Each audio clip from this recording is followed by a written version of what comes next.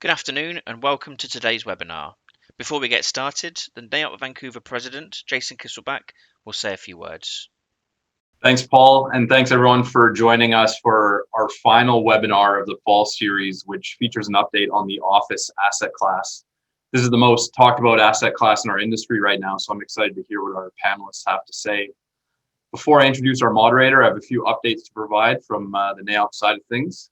So first of all, the cost of business survey. 2 weeks ago, we launched our annual cost of business survey, which is a scorecard ranking the various municipalities based on the cost and timelines to construct a hypothetical development project. This year's survey was based on the office asset class, so we thought it would be relevant to recognize the winners for our 3 categories today. Congratulations to the City of Abbotsford for most improved fees, City of North Vancouver, most improved approvals, and City of Surrey, most fiscally responsible.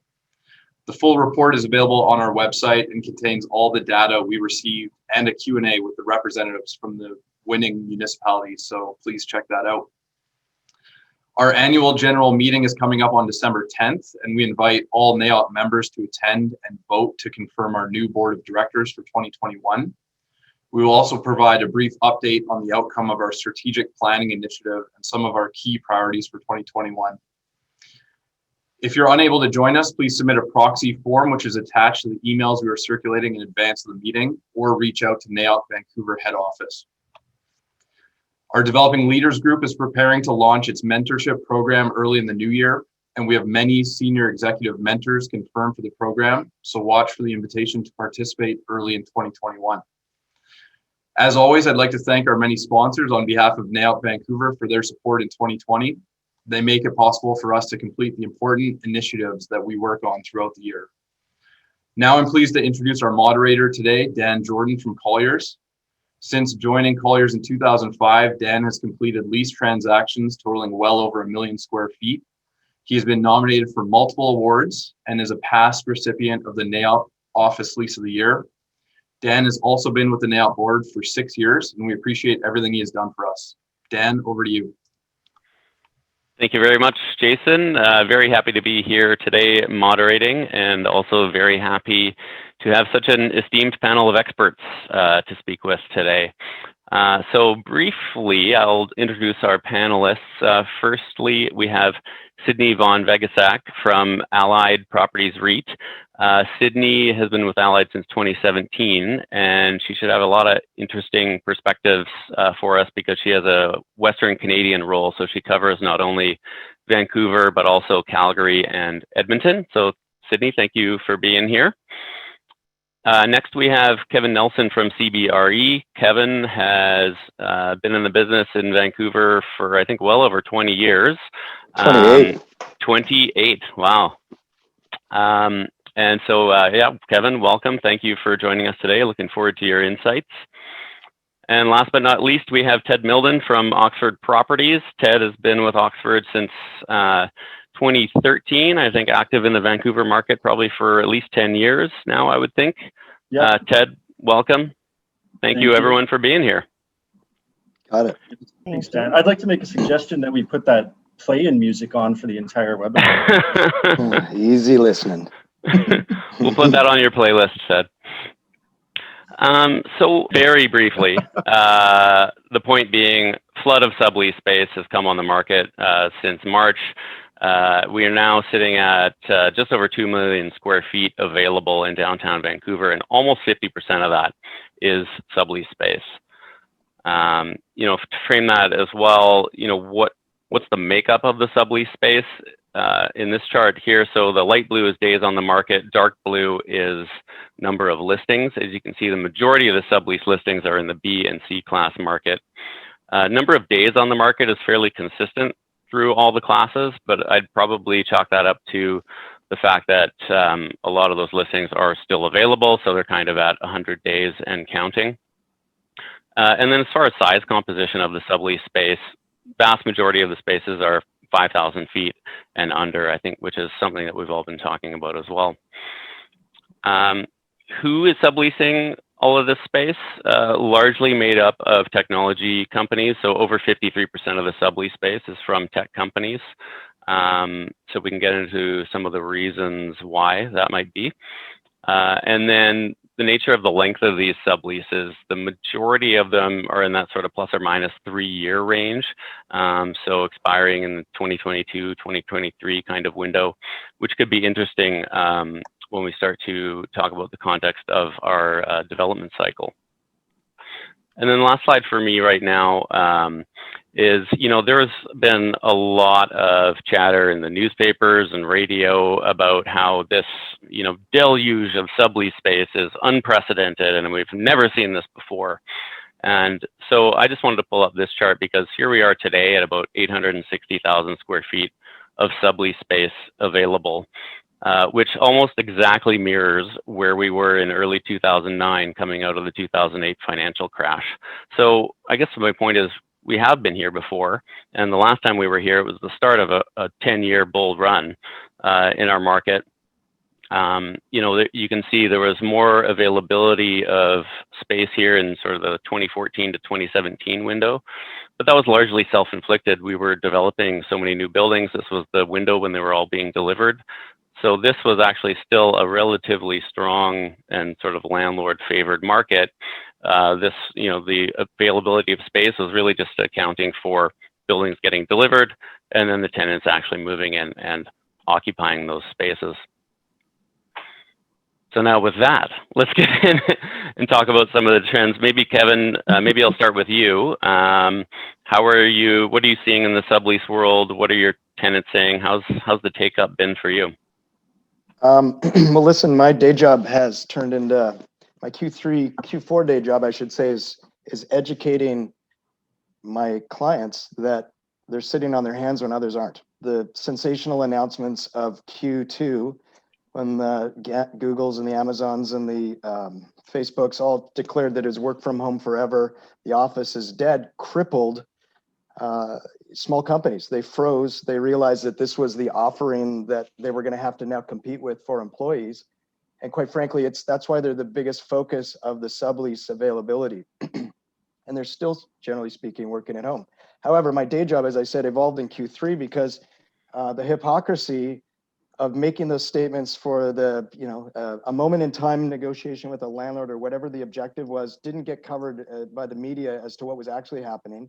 And by the end of Q3, I'm going to say the big five: Microsoft, Google, Apple, Facebook, and Shopify was in there as well. But they took down nearly 10 million square feet in Q3, and the press did not cover that at all. So clearly they were making bets on a future that involved office. And so my day job, again, was to point out to the people that are sitting on their hands that their competitors were in fact in gear and making large moves. And this, call it a slight sense of FOMO, but they got curious. Yeah, I was delivering FOMO, but they were getting curious as to why. And so that made guys like Dan and me, other brokerage, the most interesting people to talk to as an office occupier over the last 3 months. Fair comment. Sydney and Ted, what about, what are you seeing on the landlord side? Are you approving many subleases? Are you seeing some larger companies looking to take on new chunks of space like Kevin was just talking about? In terms of the allied space that was on the sublease market, there wasn't a ton on the market, but it's getting leased up, and it hasn't sat on the market for too long. And in some instances, we've seen competing offers on the same sublease space, and in every instance, it's been a full recovery for the sub-landlord, which is great for them, and a little competition for the landlord going forward. Yeah, for us, it's been the type of space. We're seeing good quality space move. You're seeing space that maybe isn't top of the pile, sit a bit longer, but we are approving subleases as they come in, and we've done probably a handful since March, and it's a change of strategies from pre-COVID, when you would, as a landlord, actually be looking to terminate on a sublease request because the market had probably exceeded the base rent that you were getting. So that obviously has changed right now because you're not seeing the same velocity in the market, but in terms of strength, you are seeing rental rates hold with the subleases. Typically, when we're seeing them, they're coming in at full recovery. But I would argue that there's a stratification to the sublease market right now, and I would say that it's average, great, and then amazing. And the amazing space is resilient, and it's getting full contract rates, which, by the way, contract rates go 10 to 20% less than current market in Q1. I would say that the great space, the stuff that's quite good, is somewhere in the 80-ish% recovery on subleases. And I'd say that the average is 50 to 60, 70% of contract rate. And so Dan can testify, but our inboxes over the last 2 weeks have been nothing but a deluge of remarketing subleases with reduced rate and new broker incentives. And so you can see that the patience is leaving the market, and the sublease market is about to lead the charge downward quite a bit in sort of advantages. Well, and these are melting ice cubes too. These sublease opportunities, every month that goes by, there's less of a lease or a sublease to market. So you could see that, as that ice cube melts, people are getting less and less patient to see what comes up on the sublease side. I'm going to put the landlords on the spot though, but with the sublease activity, are you seeing, our stats would suggest, and Dan's stats do suggest, that the head lease vacancies more than doubled in the last 2 quarters,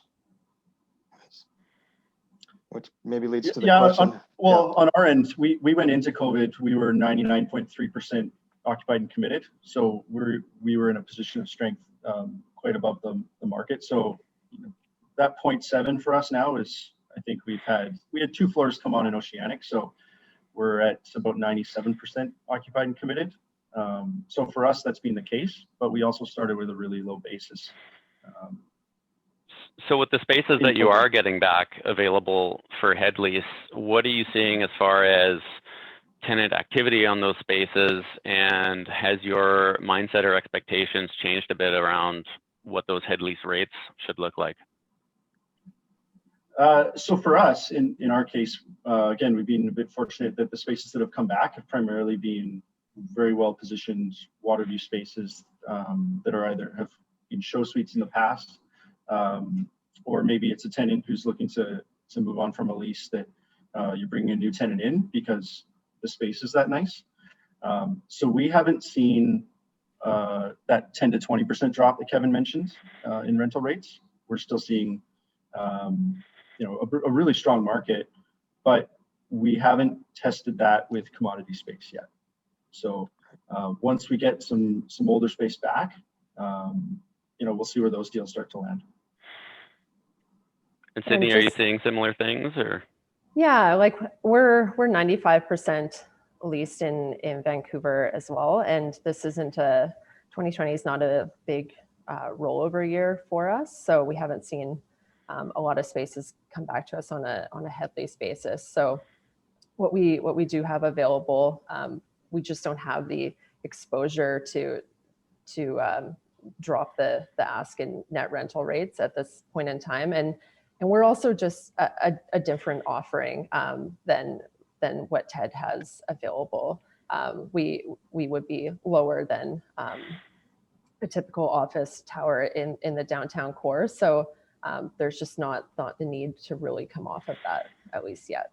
Mm-hmm. But to Kevin's other point, you're just seeing a process of decision making. So activity is like tour activity, whereas in, let's call it February last year, you were getting a handful of tours on a space a week.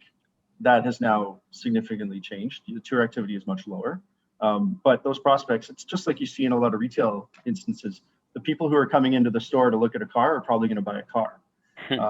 And we're seeing that for the people who are out looking to tour space. There are fewer tire kickers, I would say. Most people, as you follow up with them in the course of following up with prospects, have either transacted with you or elsewhere. Mm-hmm. So we are seeing that, and it's, I don't know if there's a trend there or not, but there is that theory about these decisions will be pent up, and people will have to act once we all get the 2 pokes in the arm and are back into a more safe environment. Yeah, just on that and tour activity at Allied, we've been tracking tour activity religiously throughout the pandemic because we see it as a key performance indicator of, you know, if you're out touring, you're probably going to transact a deal somewhere. And to our surprise, in our portfolio, Calgary has actually been leading the charge, and it's transferred into those deals actually being completed here this quarter in this tough market. But yeah, Vancouver's tour activity is certainly lower, but there are still groups out there doing deals. I wonder if some of that might be a function of, you know, we still have less available space in the Vancouver market, obviously, than you would have in Calgary, so that could have some impact. I was hoping to switch gears here for a second and just sort of start talking about things a little bit from the tenant's perspective. And I would like to kick that off with a little audience poll. So Paul, if you could help me with getting that audience poll up. But so long term, do you plan to work from home? A, full time, you're never going back to the office. B, 3 to 4 days per week. C, 1 to 2 days per week. Or D, never, get me out of the house. I need to get out of here now. So everyone should have that poll popping up for you. And we'll sort of watch these, give this a couple of seconds here and see what the results look like.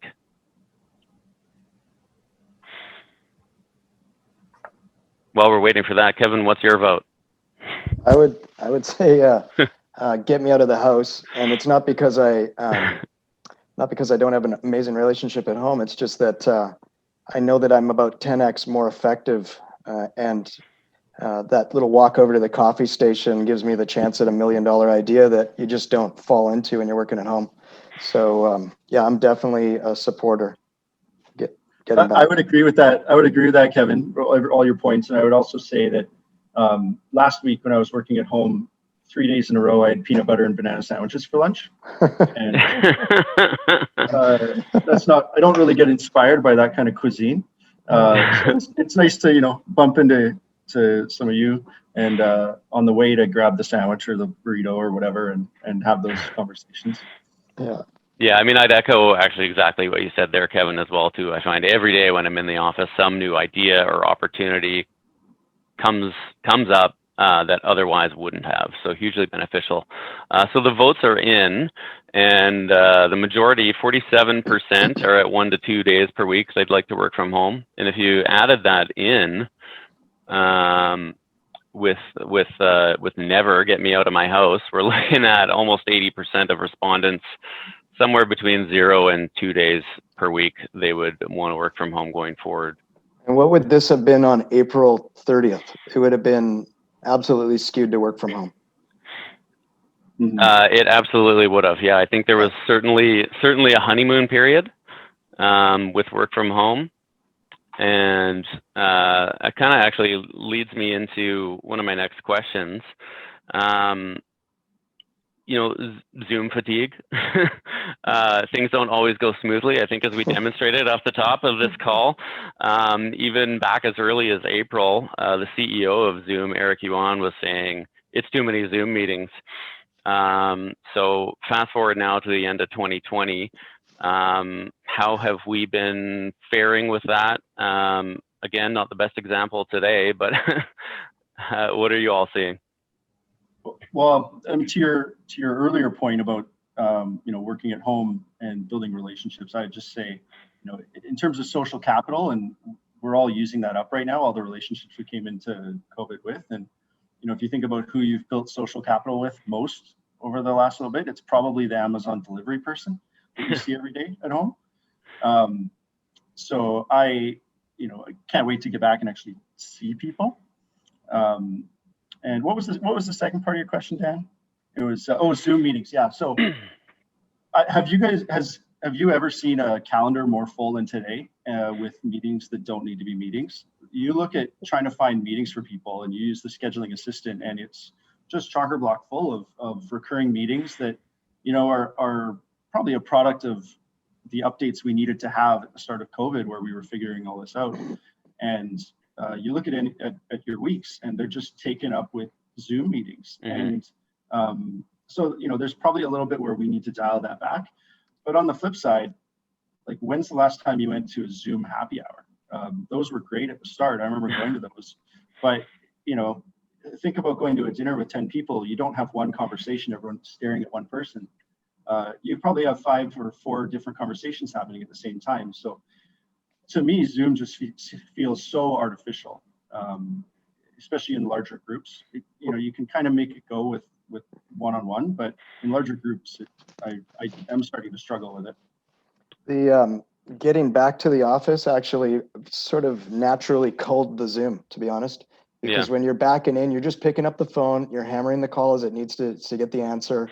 And the formality of the Zoom was relegated to, less occasions. And so I just think human nature is just going to get us back to predominantly being efficient, making calls. Zoomed out was so 2020 Q2, Q3, and now it's coming back to normal.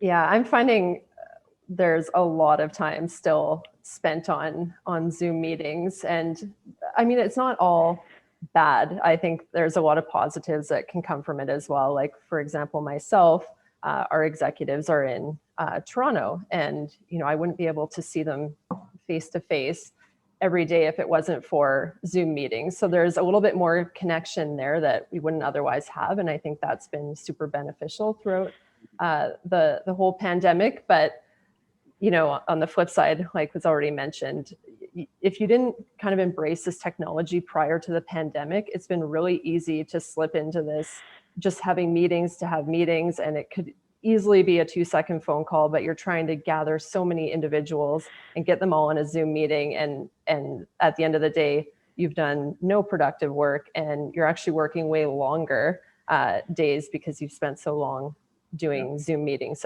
that weren't necessary. So yeah, it's interesting. Sorry, Sydney, I thought you were done. No problem. On the back to office topic, I guess question for both you, Sydney, and Ted, what kind of occupancy levels are you seeing in your portfolio right now on a day-to-day basis? So we're right around 16% is what we're seeing. Did you peak at 16, or is that current, Ted? Those are the most recent numbers I have from probably a couple of weeks ago. But that's based on key cards, so you don't necessarily see all the interactions. I've heard other numbers in our market up to about 40%. So I would anticipate we're somewhere in between that range. Yeah, in Vancouver, Allied, we're seeing about 50% occupancy, which is significantly higher. I think that's a function of just the type of buildings. Some of them are walk-up buildings, 3-story buildings. So you're not having to wait in line for an elevator with however many people trying to get up to their office. So just the access is a little bit easier and safer, if you will. And then, a lot of people work downtown, so they can just walk to their office. They don't live downtown, so they can walk to their office. They don't rely on mass public transportation. Whereas just as comparison, in Calgary and in Toronto, our portfolios are seeing maybe 10 to 20% occupancy. It's significantly lower, and that's a function of prohibitive parking costs in downtown Calgary if you don't want to take public transit, and same with Toronto. Most people are commuting from the GTA and have to take public transit. So with such relatively low occupancy levels, I guess, Kevin, from the tenant side, we talked about burning social and cultural capital. What kind of things are tenants doing to counteract that and make sure they don't lose their competitive edge?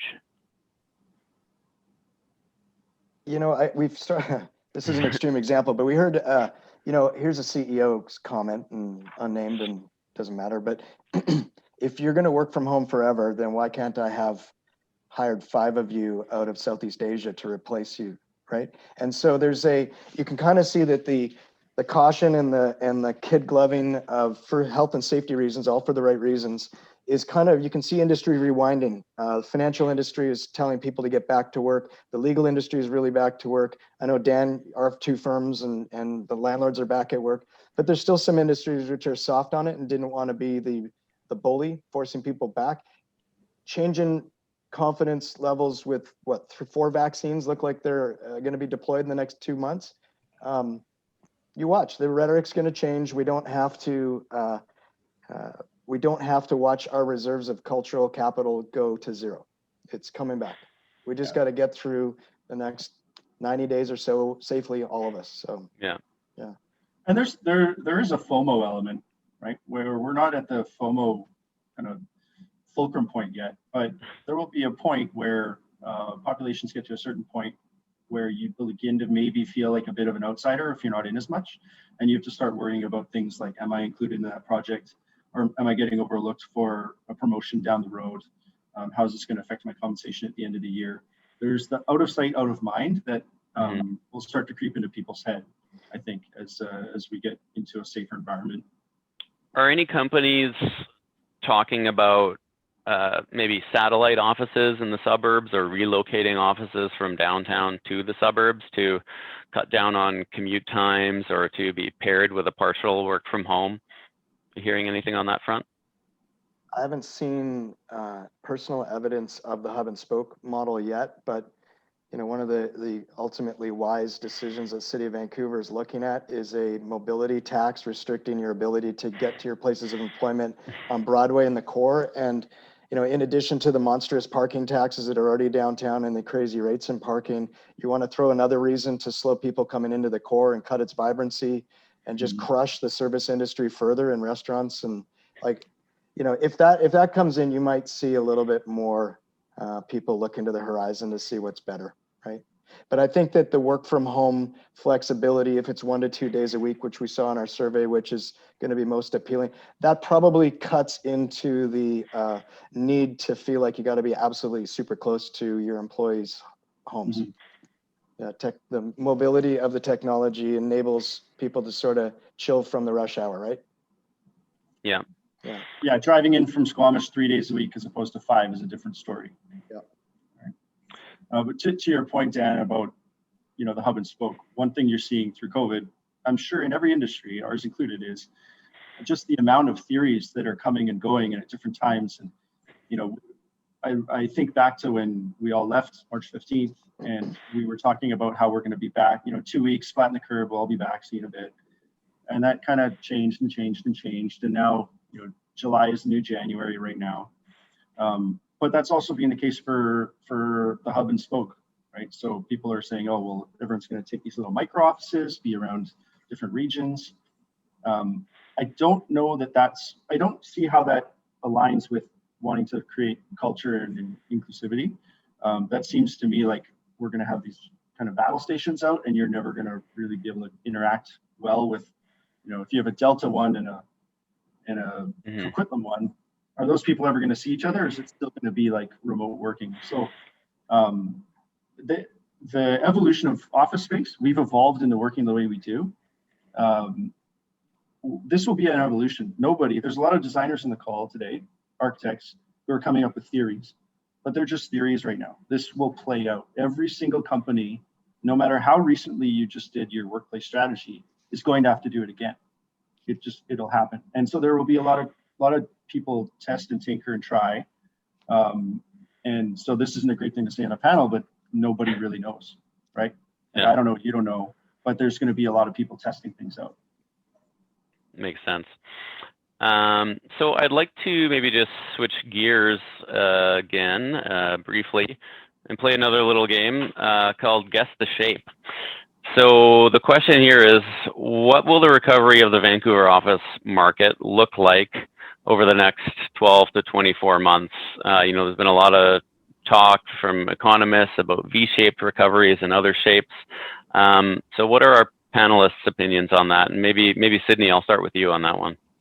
Sure. So I think we've kind of seen a W curve to date. Like we bottomed out April to June, kind of climbed back in July when things started opening up again, and people just felt a little bit safer, getting out, less restrictions. in the summer months. And then now we're seeing it go back down again with the restrictions put in place. But I think ultimately it'll probably be more of a K in the end. I think the tech sector will continue to do well, and then retail, I think there will be some issues, and we'll see some bankruptcy, but we'll see some still continue to do well. But that's the way I see it going. Kevin, how about you? I'm going K. Just because that's your initial? Yes, and it's big capital K. No, it's such a the recession. 90% of the unemployment in the United States, and I'm sure it's mirrored by Canada, but the 90% of the COVID recession effectively is on the service industry. So it's a very specific segment of market that is really crippled, and many industries remained unscathed by it. So it didn't drag down anyone universally, and it's okay. Ted? I wish I could say something different, but I'm going to say a K within a K, and what I mean by that is I think you're going to see the market bifurcate between A class. I think there's going to be more of a stretch between A and B and C class buildings. I think we saw that kind of compress a little bit as the market got tighter. I think that's going to stretch out again. And I say that because I think A class buildings can just offer more. I look at Oxford Place here, some of the other different portfolios that are around, and what those landlords are doing is they're bulking up on their amenities. The smaller B and C class buildings, it's hard to do that. You have to micro design a little fitness center, a little bike room, little lounge into your buildings, and it's harder to financially do it. So I would say there's going to be, I would guess there's going to be a bifurcation in that market.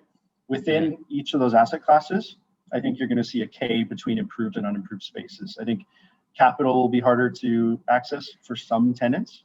Some will still be able to go and get it, but people will be looking for well improved spaces, and we're seeing that right now with the activity that's in the market. We're seeing people go after well improved spaces. They're not looking for a project at the moment, and I think that trend is going to continue for a little bit. So for the nicely improved best spaces, you think not only will they be absorbed faster, but probably achieve higher rents versus other competing spaces? Yeah, and then again, within the complexes they're in, or the quality assets they're in, I think that's kind of the K within the K. You're going to see the market kind of split into four almost. So Ted and Sydney, do you guys play a role in, shell space is going to be the last to get done in this recovery. And $50 a TI is just not going to cut it in today's cost. So recognizing that the peak of landlord vacancy was a year after the peak of sublease vacancy in the credit crisis, are you going to play ball and change your strategy on finance as it relates to and funding more improvements, or how are you going to be competitive to make sure shell space isn't sitting around? Sure. So something we're actually doing now in Vancouver is we're preemptively deploying the capital to build out these spaces as show suites, so they're not sitting as base building condition, because we just know those won't lease. That's something we've done in Calgary for years, and we're starting to do it in Vancouver, especially because if people are putting their real estate decisions on hold for so long, it kind of plays into that pent up demand. It comes a point where they need to make a decision and they need to move quickly. So we want to make sure that the spaces are built out, ready to go, truly move in ready, and we can act quickly. Just with Vancouver, we know that building permits take a really, really long time to get. So we're trying to be proactive and get ahead of it. And then we're taking on the risk of building out that space. And I know construction costs in Vancouver are quite high. So we're doing all that up front. But if a tenant prefers to do the work and play with sliding timelines with construction and building permits, then we're happy to obviously look at covenant and give TIs to get that space built out. But our primary focus is we don't have any space in base building condition. So Sydney, are you applying some lessons learned from the Calgary market because obviously Calgary has been in a much different position for several years than the Vancouver market. It's suffered a lot more. So any of those kind of strategies and tricks that you maybe have been employing there to attract tenants, are they transferable over to Vancouver? Yeah, absolutely. And like I mentioned before, in Vancouver, we would leave some spaces because it's a guessing game. You know, will this tenant like this carpet? Will they hate it? You don't know. But we found in Calgary where you left that and then would offer a TI or offer that the landlord finish this work, those spaces just weren't getting leased. So it's better to take the gamble on, will this design work for this tenant, and move forward and just ensure that you have great space that gives off a great first impression to get the tenant in. So that's definitely something that we're now employing in Vancouver and also in the other markets that we're in. And also just other things we're doing is we're flexible on term. Here in Calgary, we've been doing all sorts of different terms. And in Vancouver, you know, it's typically 5 to 10 years, but a lot of time with this uncertainty that tenants are experiencing in the market, and they just don't know their growth trajectory, they might not be able to sign on to 5 or 10 years. So looking at being more flexible, and at the end of the day, you have a budget on that space. You've spent a certain amount of capital and you need to amortize the cost of that capital into the lease term. But I always say the name of the game in Calgary is flexibility and creativity, and that needs to transfer into our deals in Vancouver. So if something can't be amortized over, say, a 3-year term, you need to look at the useful life of whatever improvement and maybe pick and choose and amortize longer than the lease term if it doesn't make sense to do over a few years. So definitely looking to some things we've done here and lessons learned and moving it over to Vancouver for sure. And I'd add to what Sydney was saying that, so completely agree, you're going to see more show suites. Where that starts to get a little trickier is when landlords are looking at full floors.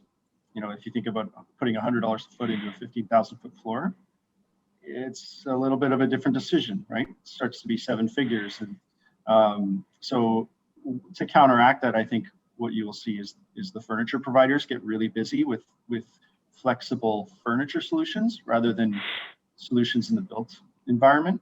I think you'll start to see those kind of solutions creep up that are more portable, so that, you know, if a tenant comes along who has their own furniture, a landlord can take that furniture and move it to another vacant suite, rather than hard build offices and boardrooms in that, like you said, Sydney, may or may not be used by that tenant.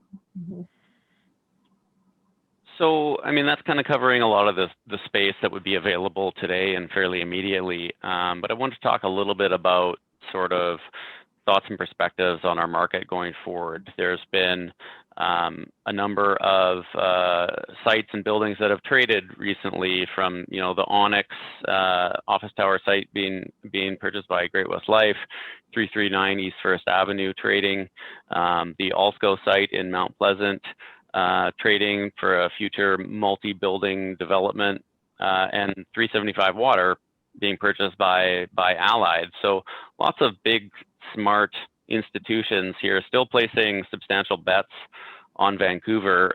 Maybe Sydney, you could comment on, you know, what's Allied's view on Vancouver going forward? Sure. So yeah, 375, we closed on that April 20th. So right in the heart of COVID, but nonetheless, an amazing purchase and one we're really, really excited about. At Allied, we're still really betting on Vancouver, and we have a really strong appetite to continue to grow our footprint in the city. In the last couple of years, we've pretty much doubled our footprint in the city, and no sign of slowing down. We want to continue to grow. So the reason behind the purchase of 375 is it's a landmark building in Gastown that fits squarely within our investment focus of Class I buildings. It has strong in-place cash flow and ability to grow that cash flow in the near term, and has amazing floor plates that we think that we could do a lot with. So still betting on Vancouver, still want to grow. It's an incredibly livable city in Vancouver that really encompasses live, work, and play. And at the end of the day, Allied wants to be a part of the city in a meaningful way going forward. And just to bring another comparison to the Calgary market, as I mentioned, we've been in a downturn for the last 6 years here, 30% vacancy, but we've acquired 7 buildings in the last 3 years. So even with vacancy climbing, we're here to stay. We want to continue to purchase and grow our footprint despite the softening market. So you're betting that you bet all those companies bet on the future of office having a place. And so then how much validation did you get last week, Sydney, from this quote? We believe that post-pandemic, we will ultimately return to doing a majority of our work in the office, said John Schottler, Amazon's vice president of global real estate and facilities. We believe that much of the best work that we do is done in the office where employees can come together, work together, and solve problems and be collaborative. It's just a massive validation. And essentially, Gavin Reynolds has just reclaimed his pageant sash as the most desirable broker for 2021 in the city. But like, these are the people that stopped the market cold, and it's changed its attitude quickly, and they just reversed it. And you're obviously on the right side of that bet. Mm-hmm, for sure. Yeah, there's a couple other things too. There's kind of the what, which is you're seeing the groups make the bets on Vancouver from an allocation perspective. If you think about where to safely invest money in Canada right now, it's probably on one hand. And a lot of the groups that are buying into Vancouver right now are under allocated here. To add on to that, the why is if you're a young person in Canada graduating from university and you want to move to a city that has a future for you, where do you want to move? And it's been MTV for a number of years now, Montreal, Toronto, and Vancouver. So it makes sense that people are continuing to place bets on this market. So continuing on that theme of looking forward, I just wanted to put up another slide here of buildings that are actually currently under construction right now in downtown Vancouver. So these first couple of buildings, obviously, all delivered this year during 2020, all 100% pre-leased to Amazon, Microsoft, and University Canada West. So that's all rosy. Looking forward into 2021, though, we're seeing maybe some potential headwinds here. Could we, Deloitte Tower is leased up very well, but with Burrard Place and 601 Hastings, we have 2 buildings being delivered next year that don't, as of yet, have any tenants. So what could that mean for us going forward? And then towards the end of the year, we'll also have VC2, which is, still sitting at about 50% not pre-leased. And as well, something that we should touch on, they're going to have 3 floors up in the high rise of that tower that are already on the market for sublease. And then even looking forward a little bit from there into 2022 and 2023, again, these are all buildings we definitively know are being built and going forward. So Bosa's property, they only have a handful of floors to lease, so maybe not as concerned there. Ted, your building, the Stack at 1133 Melville, has still got some work to do. The Post, obviously, they're very happy with their Amazon commitments. They're over 1.1 million square feet when that gets delivered. And then 1090 West Pender, which will be delivering more in the tail end of 2023. Reasonably well leased, but do we have some potential question marks there around WeWork? So with that as context, what are we thinking about heading into 2021? Are we optimistic, pessimistic? Kev, why don't we start with you? Yeah, I'm very optimistic, and to more address the fact that we've got shell new space delivering over the next 2 years, there is almost no alternative in the city of greater than 30,000 feet still, despite all the subleasing. So as we know at 1280 Burrard, Dan, you're running some of them as well. Any large mandate coming through the city is being forced into the shell spaces. So, and as large tenant moves, that's all good. But I'm optimistic for, my reasons were, it's been nearly a 3 month solid run since back to school. We saw And it's shown many of us in our industry that, not only were we not obsolete, but the industry's not obsolete. Office has a role. That the work from home rhetoric of Q2 was in fact, just opportunistic words used for a point in time. That human nature tends to want to get together, and it's like Dan in the summer, as soon as he could, he was at the Wreck Beach drum circles. Can't stop a force of nature, but no, but the fall gave us greater freedoms earlier than other cities. So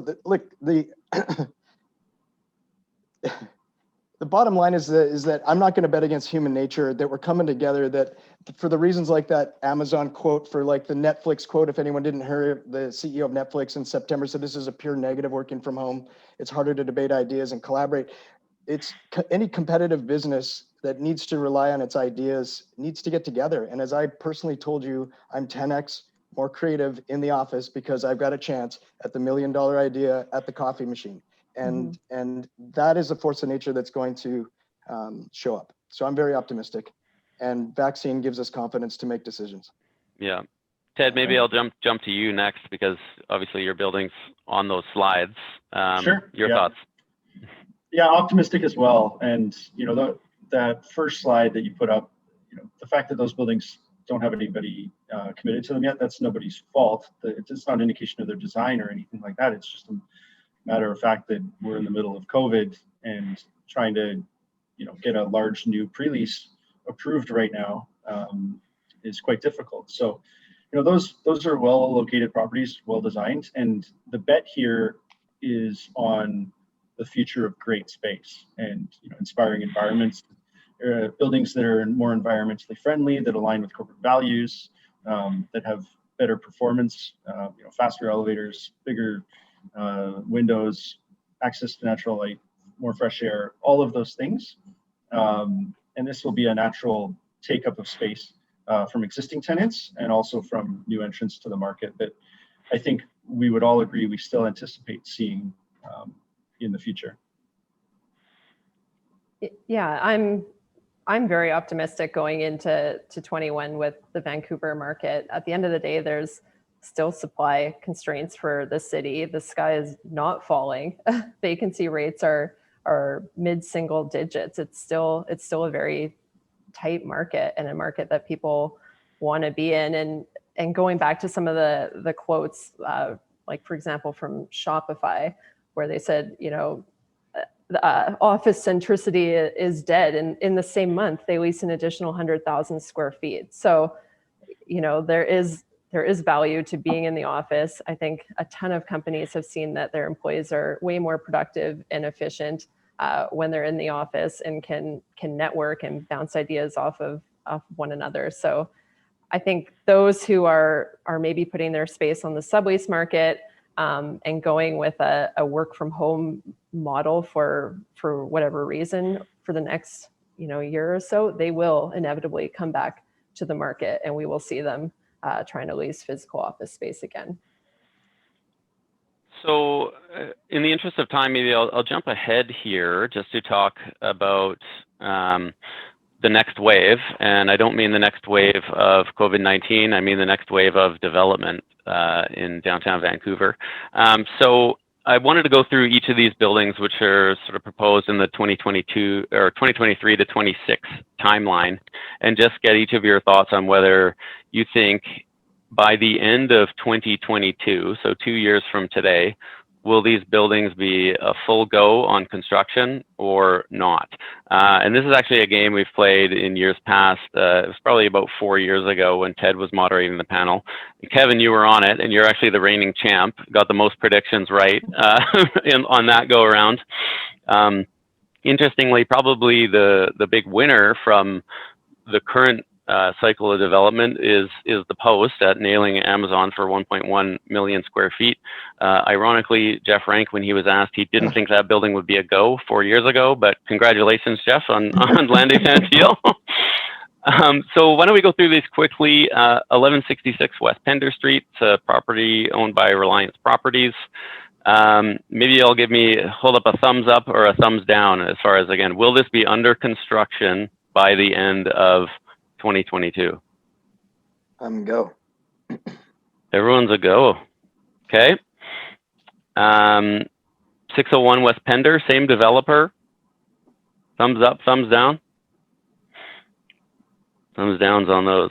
Maybe Kevin, would you expand on those two quickly for me? Well, 1166 is very serious. They've got their partnership lined up and are just chomping at the bit to get something to get it going with. So being inside to that one is very concrete in my mind. I know that at 601, they're still lining up some partnership. It's just less certain right now. Yeah, just a little bit further out. Yeah. Next on our list, the Crystal, Cadillac Fairviews development on Cordova Street. Yay or nay? 1 yay, 2 nays. Sydney, maybe your thoughts on that one? I don't think this one will go ahead because I know there's some unresolved permitting issues with the city that has caused some delays. So I don't think it'll be under construction by 22. Okay. Next one on our list, Austaville Properties, 450 West Georgia. Some early renderings of these have been creeping out into the public domain. Yay or nay? I'm saying no, but they could be approached on a design build for a large US company, perhaps. Yeah. Right. Well, to that note, I think if a tenant is looking at a design, just based on what's proposed to date, I think they go to 720 BD over 450. If they're a large tenant, then that's why I'd vote no. Yeah. 1025 West Georgia Street, PCI's potential infill development. Thumbs up from Kevin. It's bite-sized. It's going to get done. Yeah, I would tend to agree. 625 West Hastings Street. I'm going with history on that one. There's supposed to be a building there for a long time, so. I do believe it was on our list 4 years ago when we did this previously. 720 BD, this has already been mentioned. Thumbs up, except from Kevin. Sydney, maybe you want to comment on that one? Yeah, I do think this one will go ahead. I mean, this whole area of town is really being built from the ground up. It's across from the post where Amazon is. There's Microsoft around there, Apple. I just think tech groups will be magnetically attracted to this area, and this is a super cool building for them to go to. So I think it's a go. The trick is, so never bet against that developer, but the trick there is the viaduct. And so that's kind of the wild card, is what happens to the viaduct and the construction of the viaduct, or deconstruction, you should say. And does that impact the construction timing of that project? That's, I don't know. Yeah. And then the last one on our list would be another infill tower that could be built in the Bentall Center with Hudson Pacific and Blackstone. Any thoughts? Sydney is a no. Ted, no. Kevin, yes. It's Main and Main. It's ground zero in downtown. And Hudson wants to expand up here quickly. So I'm a go. Mine's a semantic answer. It depends on what you mean by commencement of construction. If it's like site prep somewhere else to get one thing going, maybe, but yeah, it's not a hard. You're splitting hairs now, Ted. I'm good at that. So I would Right say, on the fence.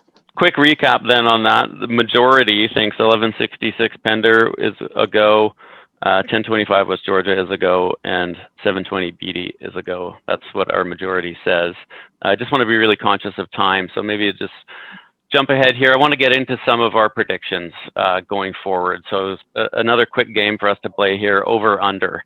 And just to set the scene here for us, so far in 2020 in downtown Vancouver, we're approaching negative 500,000 square feet of absorption. So my question for the panelists is, at the end of 2021, 1 year from now, will absorption for the year be over or under zero? What are you doing? I'll say under, but I'm going to qualify. I'm going to say over in A, under in B and C. Okay. I'm going over overall. Over overall. Okay. I agree with Kevin. I'm also going over. Yeah, there's less uncertainty. You can make decisions. Yeah. Okay. The recession is it's back to the K, the belief in the K recession. And then maybe just jumping back to a chart we looked at before here, I wanted to maybe talk about vacancy in our predictions going forward. So, coming out of the 2008-09 recession, when we peaked, our vacancy peaked at, right around 10%. It never really went higher than that, coming out of the worst recession we've seen in many decades. So looking forward to now and saying, I'll give you 2 years now. So by the end of 2022, will vacancy have, will it have gone over 10%, or will it remain under 10%? Vacancy won't go over, availability will. 2 years from now, I'm saying Yeah. we're under 10%.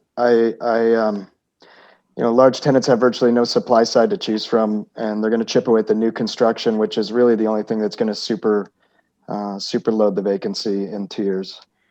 And sorry, Dan, I meant like it's during that time frame. I'm not saying at that point. I'm saying, yeah. And I agree, under 10%. Okay, and so just a couple more minutes left. In conclusion, I wanted to just ask each of you, what's your number one bold prediction going forward into next year? Kevin, why don't we start with you? Revenge leasing. No, it's a little too strong, and I don't want to give get the landlords ahead of themselves yet, because we haven't even really started the healing in the market. And there's going to be an overhang in the service industry. However, and of course, you landlords know you'll be second in lineup, and we got to keep them. On their heels a little bit, Dan. But no, seriously, the momentum after this near-term sag that we're all kind of starting to witness again with the restrictions rising, we're going to see confidence in decision making. I think we're going to have a deep winter because I don't know about you, but I didn't take a holiday in 2020. And work seemed to creep into my daily life in absurd ways. And so I just think that there's going to be, let's park it. We're almost at the end of the year. We're going to park it for a good end of the year, which coincides with locking down. We're going to come back hungry. Vaccine confidence equals confidence to transact. And it's going to be on, and it's going to be awesome, but it's going to be evolved, right? It's going to be, this is no longer a discussion of, is it work from home or not? It's a discussion of what functions can work at home, and how do we reinvent the space to accommodate a center of excellence or something that attracts people back to the office. So it's on. That was a long answer for your one bold prediction, but we'll say revenge leasing. Sydney, how about you? Yeah, I mean, I echo all those points that Kevin mentioned, but I don't think this is a bold prediction, but a prediction nonetheless. But I truly think that there will be a large portion of companies continuing the work from home model over the next 12 months. Whether I agree with it is a different story, but I do think that will be the case. I know there's a lot of optimism, and I'm also optimistic with the immunizations, but the masses won't start to get immunized until the summer. And then you're depending on people actually wanting to get the immunizations. So unfortunately, I think it's going to continue a little longer than we want it to. Okay. And Ted, your prediction? My prediction, if someone wants to text me and take me on this bet, I'll buy them lunch if I lose. And the beauty of these things is that nobody really keeps track. But I will say we will have a new entrant do a 100,000 foot plus deal in Vancouver next year. Nice. It's bold. That is bold. I like that. Okay, last final topic to wrap us up for the day. I just want everybody to share a little bit of good news. So any topic you like, give me some good news. Maybe Ted, we'll start with you on this one. Sure, I have two. So first, I loved seeing some of these glass ceilings get broken over the last little bit, and most notably Kamala Harris. I have a daughter. It was great to see. It's kind of inspiring for her future. And then secondly, just the return of the benefit of the doubt. I was walking my daughter to school this morning. I got a call from someone senior at Oxford. I was kind of scrambling, and they said, "Don't worry about it. It's okay. Call me back when you're ready." So I think that mentality, we're taking ourselves a little less seriously, which is probably something we needed. Yeah. Sydney, I'll go to you next. Good news. Good news. Yeah, I think with all the doom and gloom this year, it's important to talk about all the females that have really been in the spotlight this year. the chief medical officers, 50% of them are women. And they truly are heroes. They're balancing public health and safety with politics, which is a really, really tough job. So I think it's amazing that half of them are female, and also same as Ted, Kamala Harris, the vice president-elect, being the first female and first female of color. I think that's just amazing for women and girls growing up to really see all the progress that is happening in society. Obviously, there's still a long way to go, but really making great strides in the right direction and shattering some glass ceilings for sure. Yeah, awesome. Kevin, we will end with your good news. My good news is more like acknowledgement of good effort, and on a personal level this year, more than ever, the addiction and homelessness crisis downtown Vancouver, it was just so in your face. And to be honest, coming downtown, we were back in the office since June, and it gave me a bit of despair to see how vividly spread out and large it was through the core, just because the core wasn't being utilized. And so it's very positive of me, and I know I'm going to I apologize because I know I'm going to miss people on this call that also did their part, but I wanted to give shout out to Chuck, and Dean Harris, because those guys put in some effort to support Covenant House, and thank you. I'm glad you did that and led the charge for sort of many of us, I'm sure, but thank you guys. Okay, I think that's going to do it for us. We've gone a little bit over time, so just to wrap up, again, thank you to all three of you for joining us today for this discussion. Apologies for my technology snafu off the top. I'm sure you guys covered it off greatly. So thank you, and that does it for our 2020 office market review. Thank you, everybody, for attending. Thanks all. Thank you. Thanks, everyone.